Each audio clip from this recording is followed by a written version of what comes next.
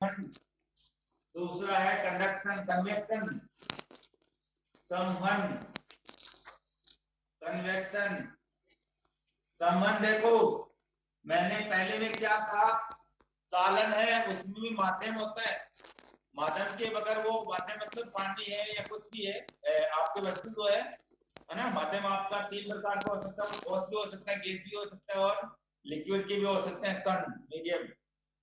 तो संवहन वहां चालन में बात की, उसमें भी माध्यम की आवश्यकता होती है स्थानांतरण के लिए, और संवहन में इसमें माध्यम की आवश्यकता होती है। वहां मैंने क्या कहा कि कण अपनी स्थिति को छोड़ते नहीं, उष्मा का टकराएंगे, टकराने के बाद उसमें वापस स्थानांतरित करके वापस लौट के आ जाएंगे। लेकिन संवहन में क्या होता है, संवहन जो है वो मुख्यतया गैस और द्रव है।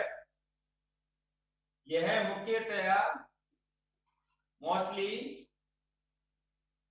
कैसे तरल पदार्थों में, तरल तरल मतलब गैस व द्रव में होती है।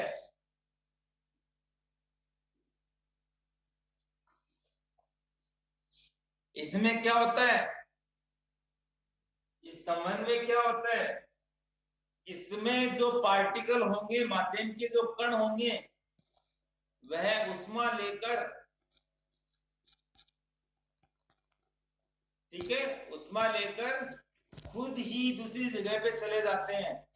समझने की कोशिश करो, यहाँ पर घनत्व में परिवर्तन होता है, डेंसिटी परिवर्तन होती है, तो यह घनत्व परिवर्तन के कारण होती है।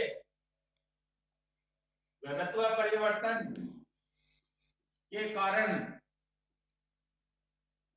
होती है। घनत्व परिवर्तन के कारण कैसे, देखो मान लो कि आपने पानी गर्म किया बाल्टी में, बर्तन में आपने पानी गर्म किया,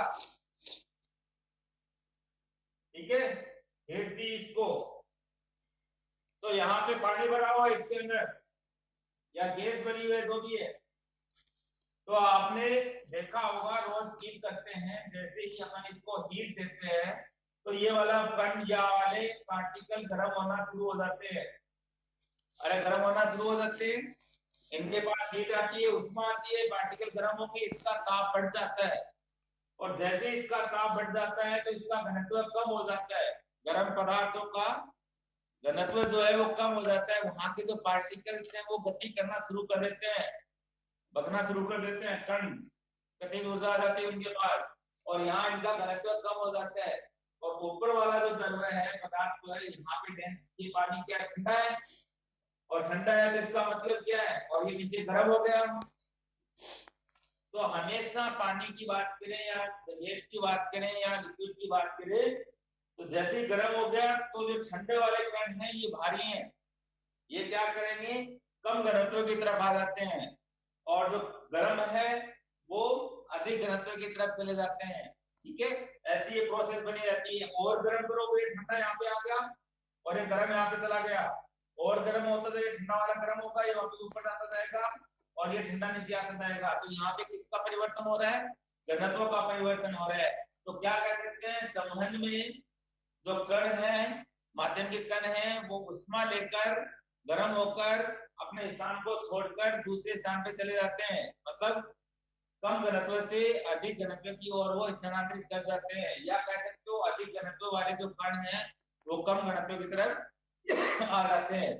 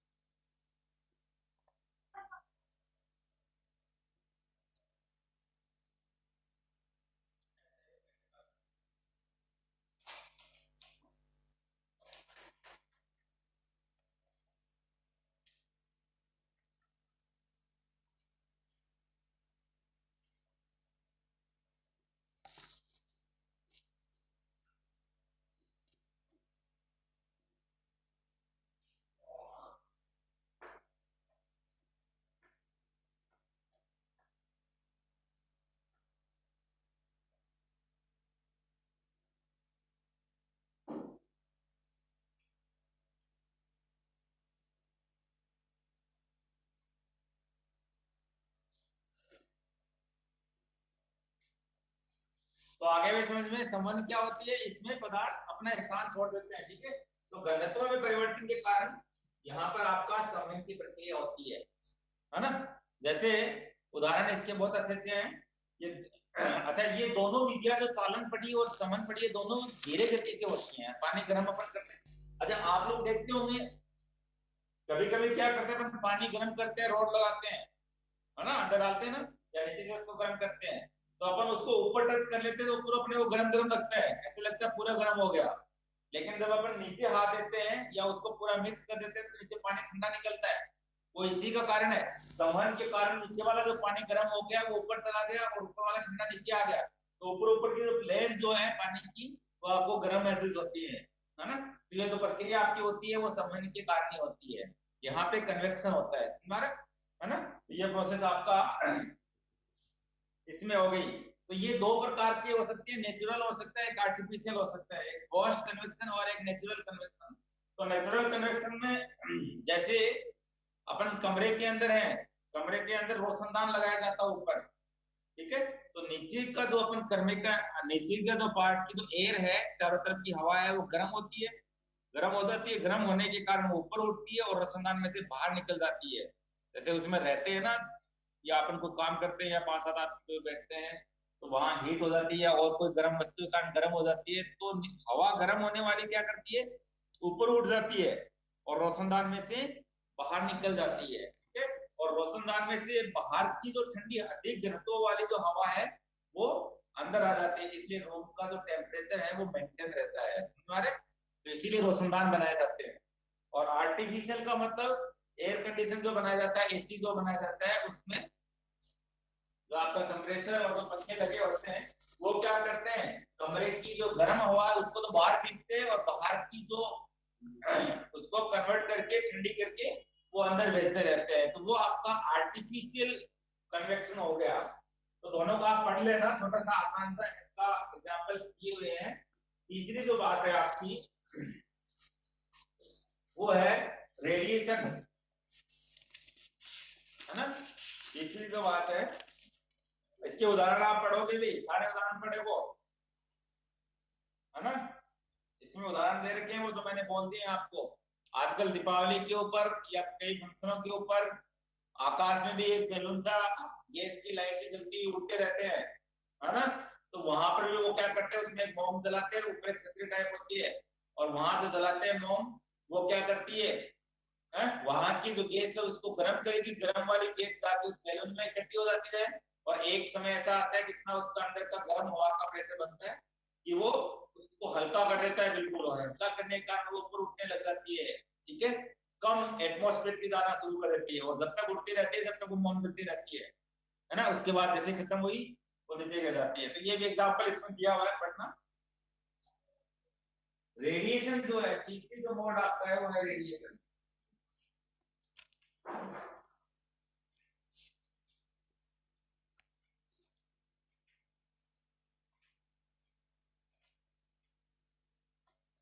तीसरे आपका रेडिएशन वीकेंड। तो वीकेंड में सिंपल सा है, और ये आपका पूरा क्वेश्चन बन सकता है भाई। रेडिएशन ये भी एक प्रकार का मोड है ट्रांसफर ऑफ हीट का, उष्मा के स्थानांतरण के प्रवाह का रूप है। इसमें अपने को उष्मा के स्थानांतरण के लिए किसी माध्यम की रिक्वायरमेंट नहीं होती, पहली बात। यह अपने आप ही स्थानांतरण हो जाती है, निर्वात में भी स्थानांतरण हो सकती है। तो इसमें इलेक्ट्रोमैग्नेटिक वेव के माध्यम से ही उष्मा का स्थानांतरण संभव हो पाता है। किसके द्वारा, विद्युत चुंबकीय तरंगों के द्वारा इसमें उष्मा का स्थानांतरण होता है, संचरण होता है, ध्यान रखना। तो उष्मा जैसे आपने लकड़ी को जला रखा है, सर्दियों में बैठ के सिकाव करते हैं ना, है ना, तो क्या कुछ लेके आता है ना। तो वहां पे वो हीट जो है आपकी विद्युत चुंबकीय तरंगों के द्वारा, इलेक्ट्रोमैग्नेटिक रेडिएशन के द्वारा आपके हाथों तक पहुंचती है, मतलब रेडिएशंस के द्वारा आपके हाथों तक पहुंचती है। तो मेरे दूर बैठे होते तो भी तपन महसूस होता है ना। तो बहुत ही अच्छा। तो इसमें किसी माध्यम की आवश्यकता नहीं होती। कन्वेक्शन में तो क्या हुआ, पार्टिकल लिया, उष्मा लेके अगले को दे रहे हैं, फिर वो आगे जा रहा है। कन्वेक्शन में क्या हुआ, गर्म हो रहे हैं, गर्म होके ठंडे की तरफ जा रहे हैं, और ये क्या हो रहा है, तरंगों के द्वारा भी, वेव्स के द्वारा, इलेक्ट्रोमैग्नेटिक वेव्स के द्वारा आपके हाथों तक पहुंच रही है। तो इस प्रकार के इसमें किसी भी प्रकार के माध्यम की आवश्यकता नहीं हो सकती, और यह एकमात्र ऐसा प्रोसेस है जो निर्वात में भी संभव है, जो निर्वात में भी संभव है। पढ़ लेना भाई इसको, किताब में अच्छा लिखा हुआ है, यह निर्वात में भी संभव है ना। यह सबसे फास्ट तीव्र गति एक ही है, जो बाकी दो है चालन और संवहन, जो रेडिएशन वाली है वो बहुत फास्ट, उन दोनों से तेज गति से होती है, तुरंत पहुंचती है, तुरंत पहुंचती है आपके हाथों तक। अपने बैठते हैं, अग्नि जैसी चली तुरंत आपके हाथों तक आती है। लेकिन इसमें, उसमें अगर रॉड को गर्म करते हैं वो धीरे धीरे गर्म होती है, या पानी गर्म करते हैं वो भी धीरे धीरे आपका गर्म होता है, डिपेंड करता है कितना आप हीट दे रखी है उसको, ठीक है। तो ये फास्ट होती है सबसे, तो ये आपको ध्यान में रखना है और इसको पढ़ना है, ठीक है।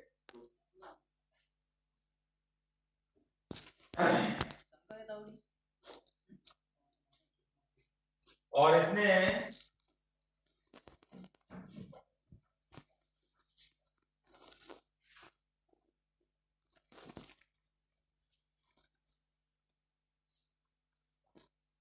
ये कह रहा है कि परम शून्य ताप 0 डिग्री सेल्सियस या 273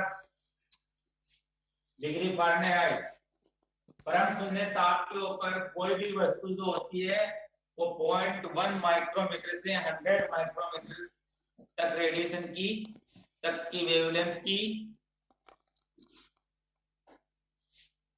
हीट को इमिशन करता है ना, उष्मा उत्सर्जित करता है ना। कितने, अगर कोई भी वस्तु का परम शून्य ताप पर है तो 0.1 माइक्रोमीटर से लेकर 100 माइक्रोमीटर तक रेडिएशन की वेवलेंथ की उष्मा को उत्सर्जित करता है, ठीक है, समझ में आ रहा है।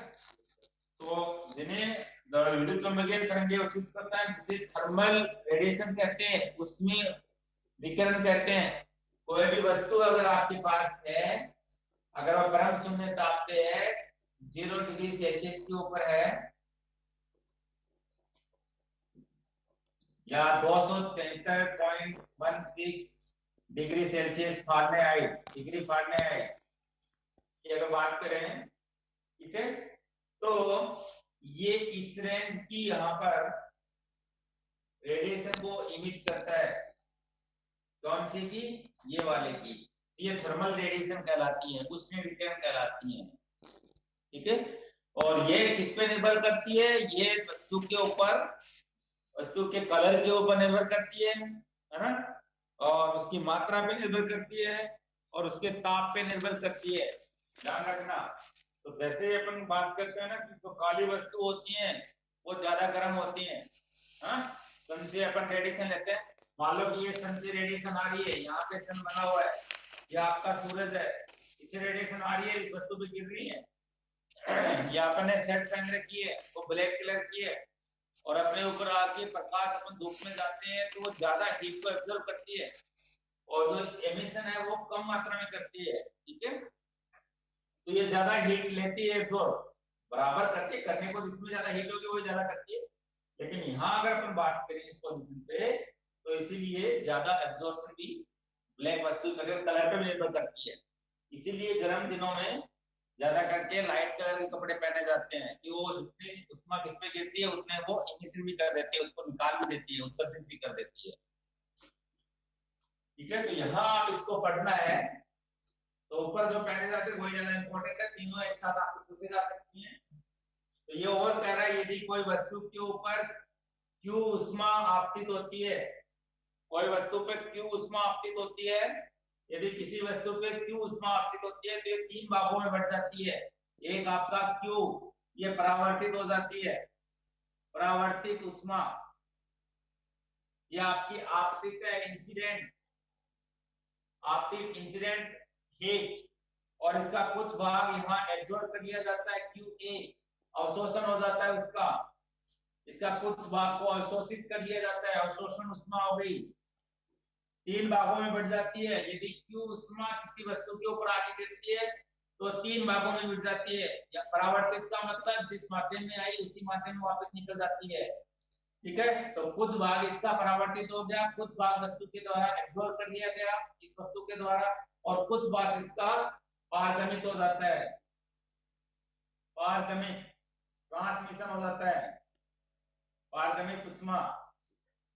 तो 3 भागों में ये उष्मा आपकी कन्वर्ट हो जाती है अगर किसी बॉडी में गिरती है तो मैं क्या लिख सकता हूँ कि टोटल जो उष्मा आपकी है वो किन किन के बराबर होगी, QR परावर्तित के, QA अवशोषण के, प्लस का QT पारगमन के, इन तीनों के बराबर होगी। कुल ऊर्जा 3 भागों में बढ़ जाती है, ठीक है। तो मैं इसको क्या लिख सकता हूँ, मैं इसको लिख सकता हूँ कि 1 is equal to QR upon Q plus का QA अपॉन Q प्लस का QT अपॉन Q, या मैं इसको लिख सकता हूँ कि 1 is equal to R plus का A प्लस का T, ठीक है।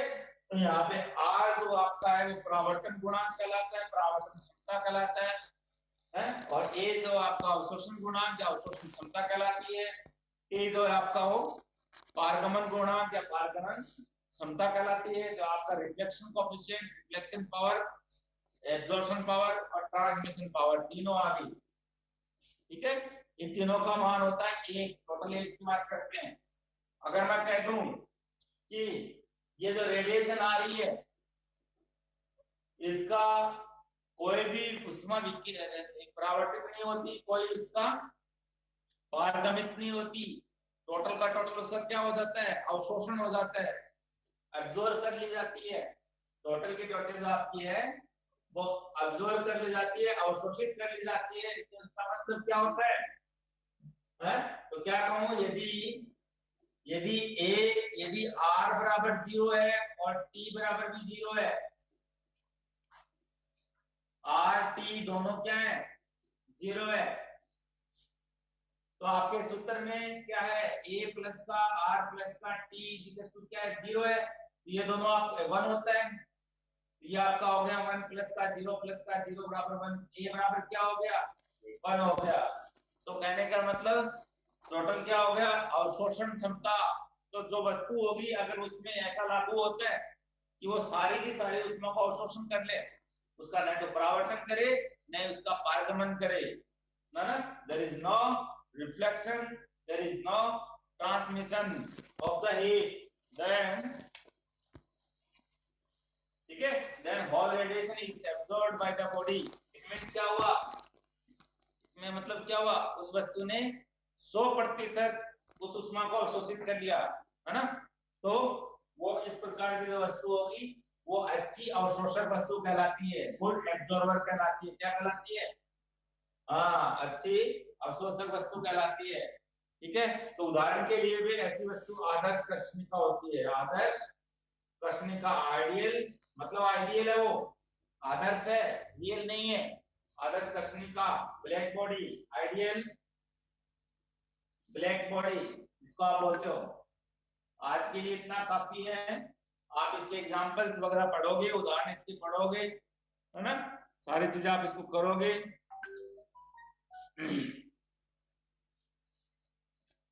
उष्मीय विकिरण के बारे में बताना है, उष्मीय विकिरण, उसमें जो थर्मल रेडिएशन, कोई भी वस्तु की अगर हम बात करें तो उसमें जो रेडिएशन इमिशन होती है, अरे कोई भी वस्तु है ठंडे दिनों के अंदर आपकी बॉडी भी रेडिएशन इमिट करती रहती है, उष्मा निकलती रहती है, क्योंकि क्लाइमेट का वातावरण जो आपका है वो आपसे, आपकी शरीर से ज्यादा ठंडा होता है ना। तो कोई भी वस्तु उसमें से जो निकलने वाली जो रेडिएशन होती है, उष्मा के रूप में निकलने वाली हीट है, उसमें उष्मा निकलती रहती है, तो वो आपकी उष्मीय विकिरण कहलाते हैं। जो इमिशन होने वाली जो बात होती है ना, उत्सर्जित होने वाली, कोई बॉडी अगर 0 डिग्री की बात परिभाषा है कि एब्सोल्यूट टेम्परेचर के ऊपर 0 डिग्री सेल्सियस के ऊपर, शून्य परम ताप के ऊपर, आपको मैंने बताया था परिभाषा उसमें दी थी 0.1 माइक्रोमीटर से 100 माइक्रोमीटर तक की माइक्रोमीटर ये लैम्डा का मान है, किसका मान है? तरंगदैर्ध्य का मान है। ये विकिरणों का उत्सर्जन करती है, तो इनको अपन बोल देते हैं ऊष्मीय विकिरण, थर्मल रेडिएशन।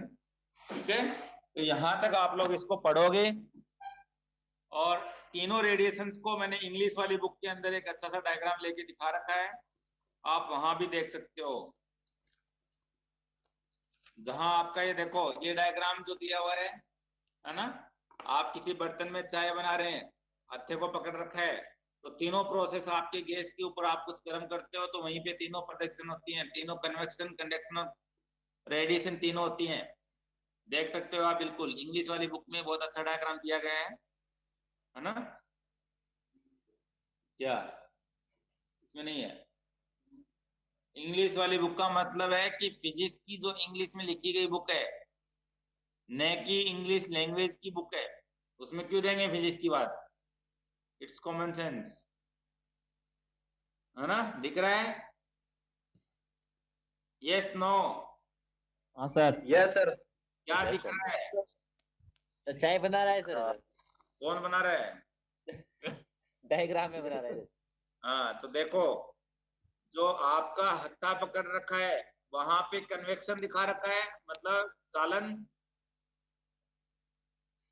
तो बाहर का जो बर्तन का बाहर का जो कवर होता है, स्टील का है या एल्यूमिनियम का है या लोहे का है, वो गर्म होता है, उसके अंदर कण आपस में टकराते जाते हैं और आगे की तरफ उष्मा करते जाते हैं, और वो उष्मा गर्म होता होता अपना हत्था तक गर्म हो जाता है, वहां चालन होता है। दूसरा, बर्तन के अंदर जो चाय गर्म हो रही है वहां पे आपका संवहन हो रहा है।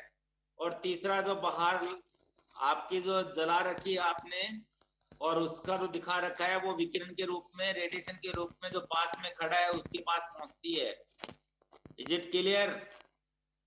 गरम बर्तन को आप गरम बर्तन को आप छू के देखते हो कि मैं इसको बगैर कपड़े के या बगैर आप करने वाला जो होता है आपका हथियार, संडासी इसको बोलते हैं, उसके अगर अपन छू के देखते हैं तो देखते हो कई बार गर्म लगता है, या गर्म जल्दी से हाथ लगा देते हैं गर्म लगता है, तो इसका मतलब वहां पे क्या हो रहा है?